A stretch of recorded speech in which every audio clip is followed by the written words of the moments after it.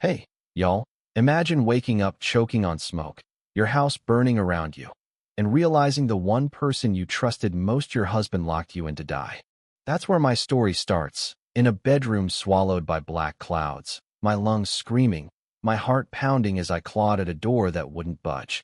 My name's Ellie Harper, and this is how I went from a trusting wife to a woman who fought back, rebuilt her life, and made sure the man who tried to kill her paid for it.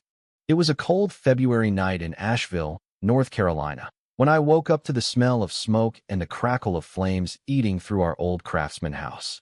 I was 34, married to my high school sweetheart, Jack Ramsey. For 7 years thought I had the kind of life people post about on Instagram, you know? But that night, as I pounded on the bedroom door, screaming Jack's name, something felt wrong. The knob wouldn't turn, no matter how hard I twisted, and something heavy was blocking it from the other side. Jack! Jack, help me! I yelled, my throat raw, my eyes stinging. Then I heard his voice, low and calm, just outside the door. I couldn't catch the words, but relief hit me like a wave. He's here, he'll get me out. But then footsteps. Not running toward me, not frantic, just walking away, down the hall, fading into the roar of the fire. My heart stopped. He was leaving me to die. I dropped to the floor, gasping for air under the smoke, my body heavy like it was sinking in quicksand. The flames were licking the walls, the heat searing my skin, and all I could think was, this can't be how it ends, not at 34, not like this. Sirens wailed in the distance, and I clung to that sound like a lifeline as the world went dark. I woke up in the hospital, tubes in my arms, bandages wrapped tight around burns that screamed every time I moved. The nurse called me lucky, funny word, right? Lucky to be alive, maybe, but not lucky to hear what I heard next. Nurses talk, you know, when they think you're out cold. Her husband said he was at a meeting downtown when the fire started, one whispered. But the neighbor, Mrs. Larson, swears she saw his truck in the driveway, peeling out just as flames lit up the upstairs. My blood ran cold. Jack had been there. He'd locked me in that room and walked away. Over the next few days, drifting in and out in the ICU, I pieced it together. Jack visited on day 4, all teary-eyed, clutching daisies like some Hallmark movie husband. Ellie, baby, I'm so sorry, I should have been there, he said, his voice shaking just right. I looked at him, really looked, and saw a stranger. This guy, who'd promised to love me forever, had tried to burn me alive. Where were you, Jack? I asked, barely a whisper. Downtown, investors meeting, he said, too quick, grabbing my hand. I pulled away. The door was locked from the outside. His face flickered fear, maybe, before he smoothed it over. Old house, babe, the heat warps the wood. Fire investigators said so. Oh, he was good. If I hadn't heard the nurses, if I hadn't remembered his voice outside that door, I might have bought it. But I was done being the naive wife. When I got home, 3 weeks later, my arms still scarred, Jack played the doting husband, cooking meals, changing bandages, acting like I was his whole world. But every smile felt like a lie, every "I love you" a knife twist. I played along, smiling back, while my mind raced. I had to know why. Why would the man I'd loved since we were 17 want me dead? So, while Jack was at his real estate office, I started digging.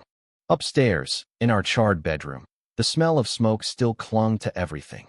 I found the door's lock mechanism, twisted and melted, but clear as day. Something had been jammed into it from the outside. A screwdriver, maybe. I snapped photos, my hands shaking. Then I noticed the burn patterns, multiple spots on the walls, corners apart, like the fire had been set in more than one place. This wasn't faulty wiring, like the official report claimed. This was arson. I moved to Jack's home office, heart pounding every time I heard a car outside. His laptop was in a drawer, password our anniversary, cute, right? I found his trash folder, and there it was, an email from someone named Tara Brooks. Jack, I'm done waiting. When are you leaving her? I know about the insurance policy. I want my share. My stomach dropped. Jack was cheating, and Tara knew about my $1.2 million life insurance policy, Jack's ticket to a new life. More emails laid it out. A year-long affair. Jack stalling on leaving me. Tara pushing. Then the bombshell: he'd found out about my inheritance from my grandparents, locked in a trust. If I died, Jack got it all. Every word burned into me. But I forwarded everything to a secret email and wiped my tracks. I called my best friend, Lila, a lawyer who'd been my rock since college. Jack tried to kill me. I told her, voice steady despite the rage. Lila came over the next day, and we spread out the evidence photos, emails, my notes. This is big, Ellie, she said, but we need more. Rich guys like Jack? They're slippery. So we planned. I'd pretend the smoke messed with my memory, asked Jack innocent questions to make him squirm, while Lila and I built a case. I also reached out to an old college buddy, now a fire investigator. He looked at my photos and texted back, Ellie, this wasn't an accident. Multiple burn points. Jammed lock. Someone set this deliberately. I started tracking Jack's phone through an old family app he'd forgotten about. 3 times that week, he went to the Magnolia Hotel downtown, always mid-afternoon, always for hours. I parked across the street one day and saw her Tara, all blonde hair and designer heels, strutting into the lobby like she owned it. I snapped photos, my hands shaking with fury. Then, on a whim, I went to her favorite coffee shop the next morning, hair cut short, sunglasses on, burns hidden under sleeves. When Tara walked in, our eyes locked. Her smile faltered. Ellie, she stammered. I heard about the fire. So sorry.